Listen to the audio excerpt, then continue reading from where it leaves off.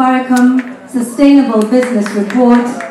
Utonga wa kambuni ya Safaricom rurugameire ciringi tirilioni 1.1 uyu ari muigana wa dola bilioni 8.5 mbeca cia Amerika, na mihango yake wonjoria ya kambuni ino iracangĩire ciringi bilioni 809 hari gukura kwa utonga wa bururi. Gukura guku kumanite na kugacirithio kwa motungata kuri ahuthiri ayo na agent ayo kugerera motungata ma M-Pesa gatagati ka motungata magi. So it's both how we use the power of technology and our innovative spirit to provide solutions to the pressing needs and challenges of our societies.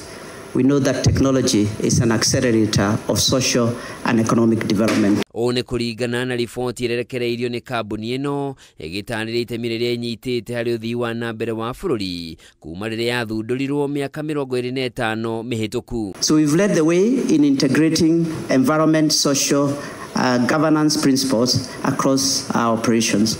This year is especially meaningful, as we've said, as we mark 25 years of transforming lives. From 17,000, and this is actually a real number, 17,000 customers in year 2000, we now have 50 million in Kenya and 10 million in Ethiopia. Our growth has always been driven by purpose. Hamwe na maundu maria kambuni ino ikinyaneirie ni guteithiririo handi wa miti makiria milioni 2.5 kuandandura uhuthiri wa teknolojia na mitambo ya kiriu ya ukinyaniria, kuheana ngombo cia mathomo na kimbeca kuri muingi hamwe na guteithiriria githomo. The vision was our commitment to embed purpose, technology and customer obsession into every part of our business.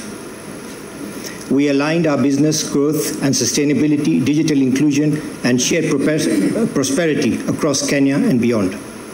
This period was defined by expansion, integration of ESG, and resilience in the face of COVID-19 pandemic, macroeconomic bumps both in Kenya and Ethiopia, and climate challenges. Riu kambuni ino niranĩire nigathikite mitaratara ya kugacirithia uhuthiri wa mitambo ya kiriu na uthunduri niguo kwagirithia miturire ya muingi na njira nene. Handu-ini ha Kameme TV, njitagwo Njoroge wa Kimani.